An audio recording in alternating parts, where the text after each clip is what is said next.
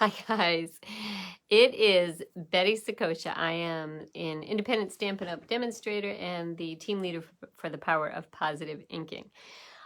This is take two if you are watching me live because the first one was disastrous. So I'm going to try this again and have it make more sense this time around. So I'm going to show you a quick little project tonight that you can use for a little mostly I have candy packed in there, but that's not shocking. You could also put, well, I'll show you some other samples of things that you can put in there. So let me flip you down. I'm going to show you one, then I'm going to hopefully explain a little bit better than last time how best you can make this. And how handy it is. Okay, so let me flip you down. Boom, there's my desk. Let me just adjust this here. Okay, so the project that I'm making tonight stemmed from something that I made. I had a Stamp-A-Stack a couple weeks ago, and these were just some little giveaways for the participants who came. So they're filled with candy. Not shocking. So this is a Halloween theme, obviously. This is, I believe it's called Bewitched. It could be called Bewitching, but I think it's Bewitched stamp set with the hat there. And then this paper is the black and white paper. One side is black, mostly black. The other side is mostly white. And I just used a little, used my blending brushes with a little bit of Highland Heather to give it a little, you know, creepy purpley Halloween color there. So this is the general idea. Excuse me, it's a triangle box. And you can put in some treats. So let me show you. You can actually make it in a lot of different sizes. So this one here is a little bit smaller. And then this one here is teeny tiny. And these, just to let you know, both of these fit the exact same amount of thing in there, which is a very small piece of candy. So when I say it's for a little treat, I'm not kidding. So these are, well, it was a Halloween pack of candy, but these were really kind of the bite size ones. What I believe is called a snack size is slightly larger than that. And those will certainly fit in the bigger one. But they might not, depending on what shape they are, they might not fit in the two smaller ones. But I'll give you some more ideas of other things you can put in them once I explain how to make them. So let me move these out of the way and bring in a sample. Now, I mentioned that you can make them in a lot of different sizes, and you certainly can. I'm going to show you this one here tonight, which is 5.5 inches by 8 inches. So my piece of cardstock is 5.5 by 8. And once I show you how to make it, hopefully you will see that you can make them any size that you want. So the first thing, once you've cut your paper, the first thing that you are going to do on halfway down the long side, you're going to score it right in half. So this is 8 inches. So the halfway point is 4 inches. So I'm going to score this at 4 inches. This is very helpful to use your Stampin' Up! Paper trimmer for this because it's got a cutting blade and a scoring blade, but you want to move this cutting blade very far away and just use your scoring blade for this. So now this is scored in half. Now what I'm going to do is use my, you could do this right on your trimmer, but there's another really easy way to do that, and that is on your grid paper. So your grid paper has two different, well, it has two really different sides. So one side is metric, and the other side is imperial, I guess we call it, inches. It's centimeters and inches. So I'm using the inches side, but this part of it honestly does not matter. But there's two different parts to this, and I wanted to show you that this part up here is zeroed in the center and then goes out in either direction from 0. The other side of this just continues from 1 inch all the way up to 16. So what I'm going to show you here is just a really quick way to, anytime you need to mark your paper in half, if you use the 0 side, it's super quick to do this. So what did I say this was? This is 5.5 inches. So half of that would be 2 3/4, right? So, although if you didn't know what half of it was, it wouldn't matter because you would just want to put this right here you want this to be the 0 point, right? So this should be the center. So this should be equal on either side. So this is 2 3/4 on that side, 2 3/4 on that side. This shows me that that is my 0 point. So I'm just going to take a pencil, I'm making sure that my sides line up, that they are nice and straight on my grid line. And I'm just going to mark this right here. And then, because this grid paper is what it is, let me see if I can show you.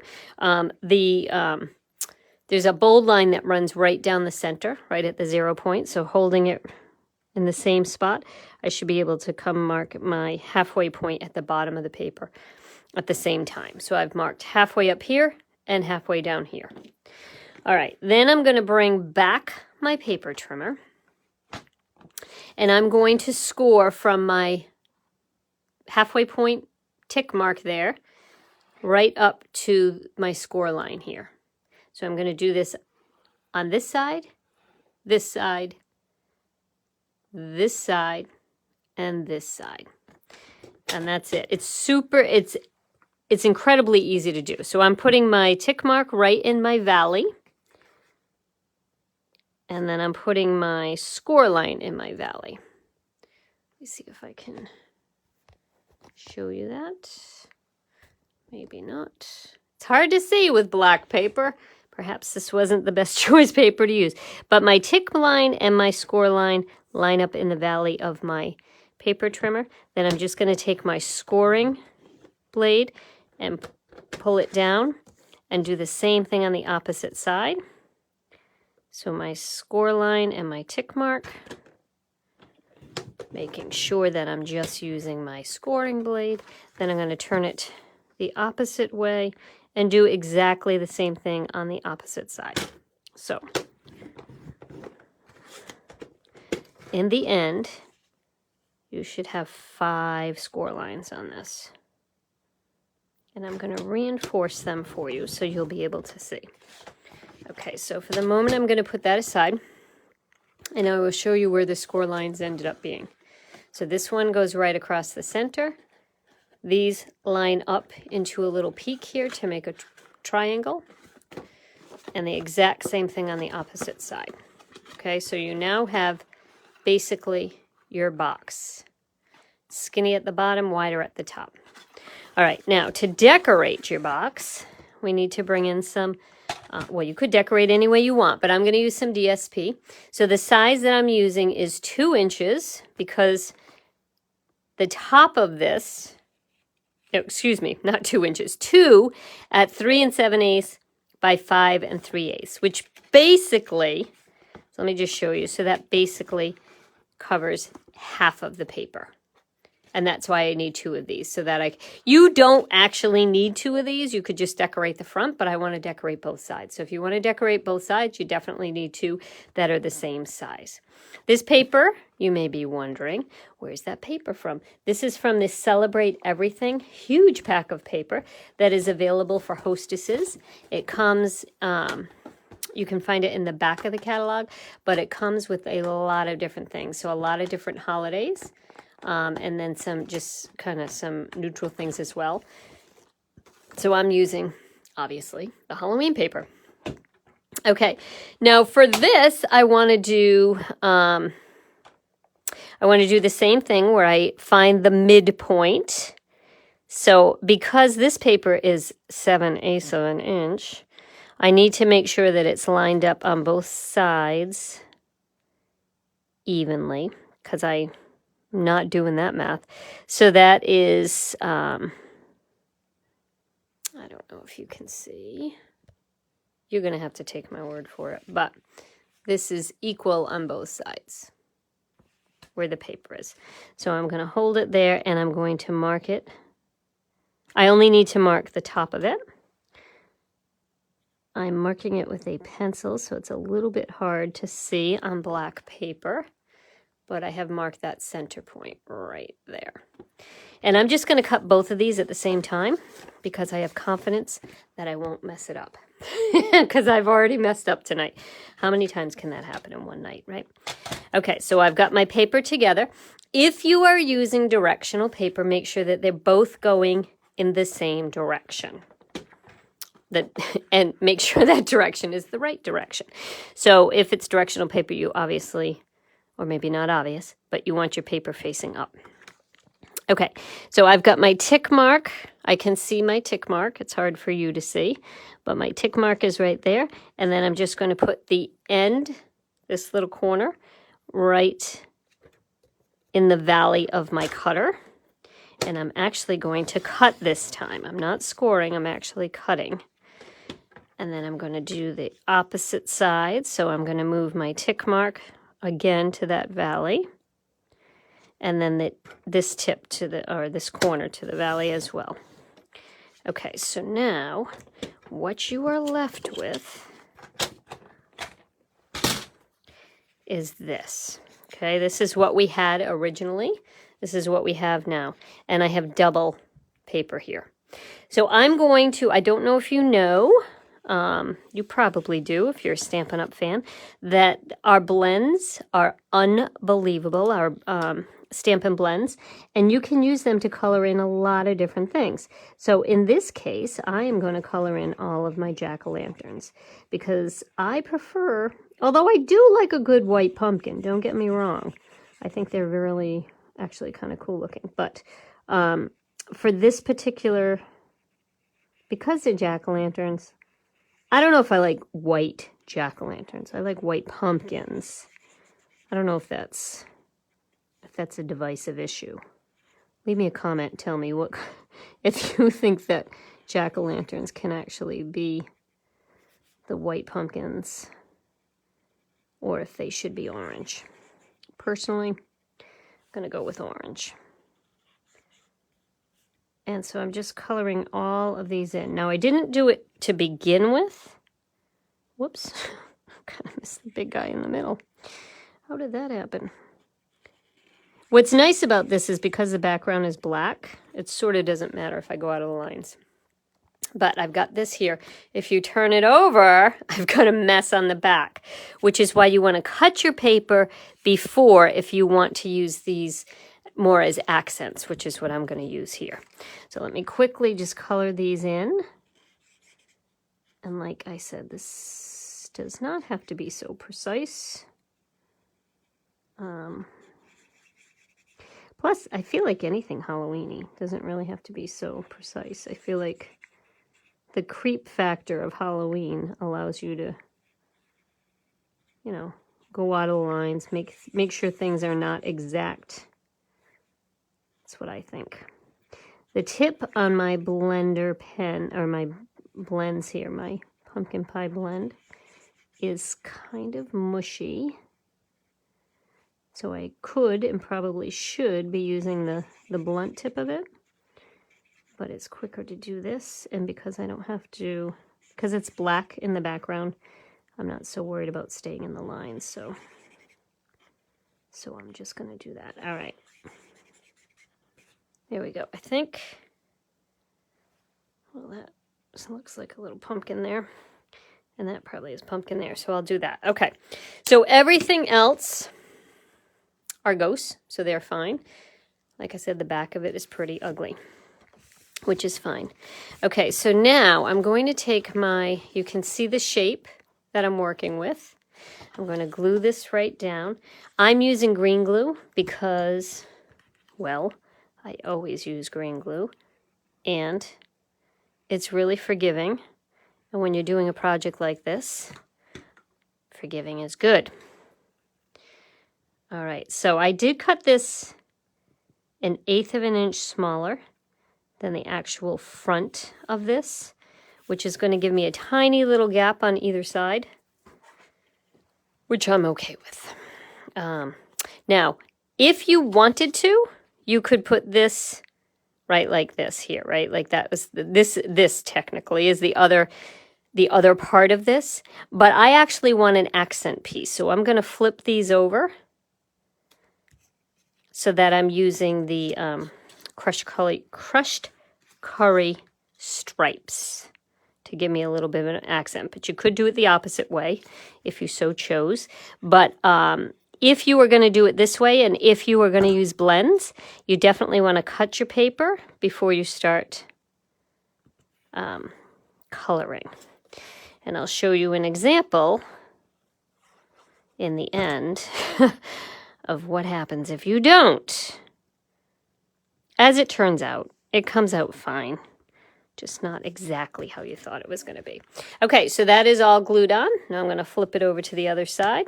I am going to glue in my triangle. I will post below a couple of different options on sizes, but you'll see once you see the sizes that basically you can make it any size you want as long as you know your halfway point. So these I'm going to flip over. And I am lucky in this case that this Designer Series paper back matches the Designer Series paper front.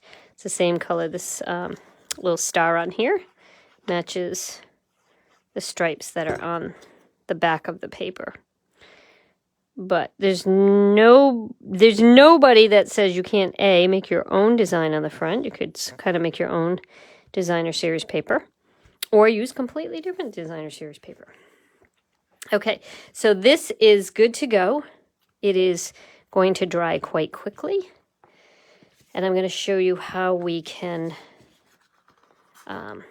attach the sides, how we put our ribbon in there.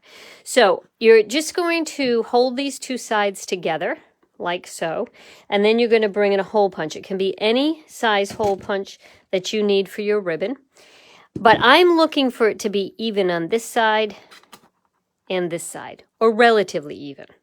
So here's a helpful hint on how to get that to happen. If you use an elastic and wrap it around your hole punch, like so, you can move this to any height. If you wanted to go very deep in this, you could move this close to the hinge here, but if you didn't want to go quite as deep, you just move it up. So what this is doing is that it is preventing you from going too far down, like you'll go the same distance down on both sides. So I'm going to punch through. I'm going through 2 layers of cardstock as well as 2 layers of DSP. If that is tough for you, you can see, I want that in the front. Okay, if that is tough for you to do it that way, you can basically just squeeze. Let me show you. Squeeze this down until you get an indentation here, and then just do 1 layer and then the bottom layer. You should have an indentation that you'd be able to see where it should be. But if you're able to go through 2 layers at once, why not? Okay, so now I've got a hole on either side. I'm going to fill this one with some York peppermint patties, and these are pretty standard size, so you can put in, let's see, you can put in 3. Sure, we'll put in 3. Why not? We'll put in 3. And I'm going to take some black gingham ribbon. I'm going to take a little bit more than I took last time. I'm going to take about 16 inches of this ribbon. And if you can, feed it through. These 2 holes should line up here, so you can feed it through both at the same time if you're able to. Easier said than done. I didn't use a particularly big... All right, let's get rid of the candy. That'll help. I didn't use a particularly big hole punch. The smaller the hole punch, the trickier it's going to be to get this ribbon through. But I was feeling confident. Maybe I shouldn't have been. Okay, what I'm going to do is feed it through before I put the candy. And I'm just going to line up. So if this is the outside flap, I want this to be the outside flap. So I'm going to start on the inside flap and start feeding it through here. I'm going to put the candy in once I get the ribbon through. And next time, I'm going to use a bigger hole punch. All right, that wasn't bad. she says before she actually gets the last piece through. Okay, yeah, that's not bad. Okay, so I am going to put my candy in like so. And I feel like that's significant. 3 York peppermint patties. That's pretty good. I'd be happy with that treat. Actually, I'd be happy if anytime somebody gave me candy, but some of these are smaller and have a lot less candy in them than others. Okay, so there we go. And you certainly could put a tag on this if you so chose. I'm going to leave this ribbon a little bit longer because you know I'm going to open that and eat those. So I'm going to want to feed the ribbon back through once I do another. Now let me show you what happens if you accidentally start coloring the paper before you've cut it. Then you're kind of stuck, because this paper here started as this paper, right? There's a lot of white image on this. This is the Rustic Harvest paper, which has a lot of white on it.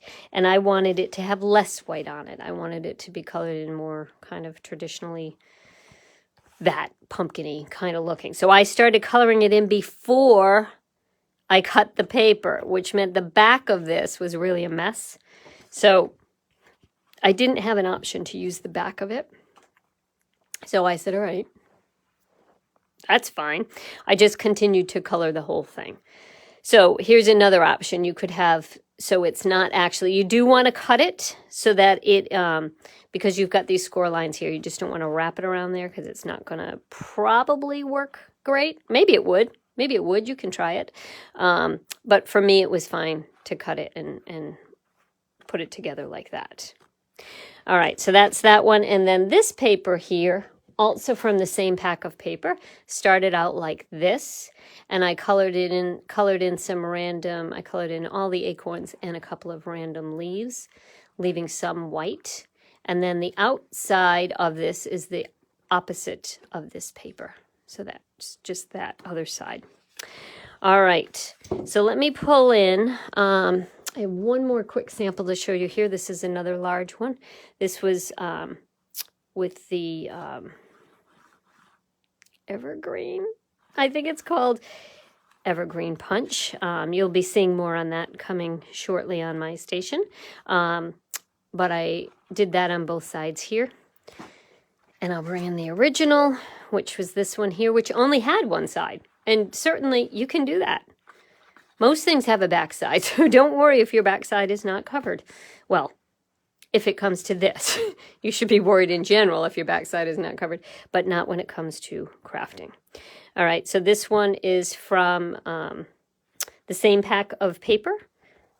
This is the back side of the leaves on that.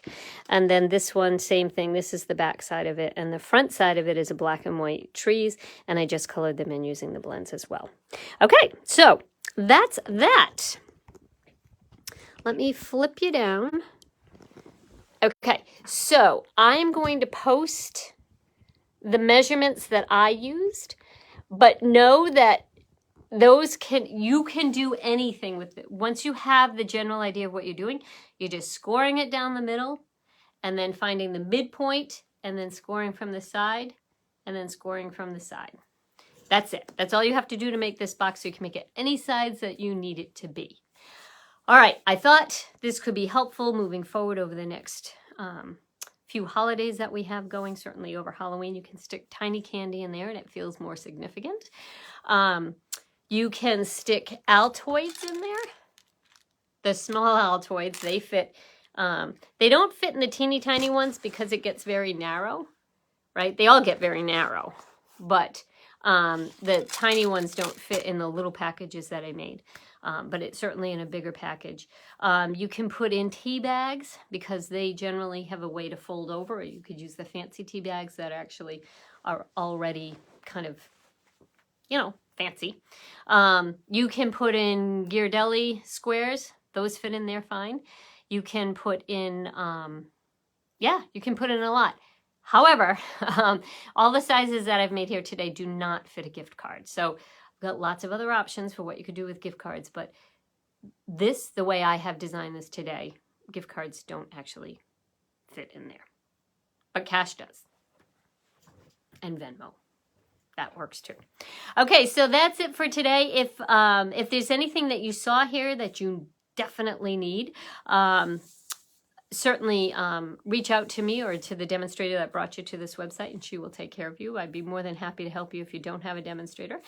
And leave me any questions. If you do have any questions, if I've confused you with this, just let me know, because it's actually very simple, and I want to make sure that that you know that you have options to make these. Okay, I will be back next Tuesday, but reach out before that if you need to. And yeah, I'll see you later. Thanks for tuning in. Bye-bye.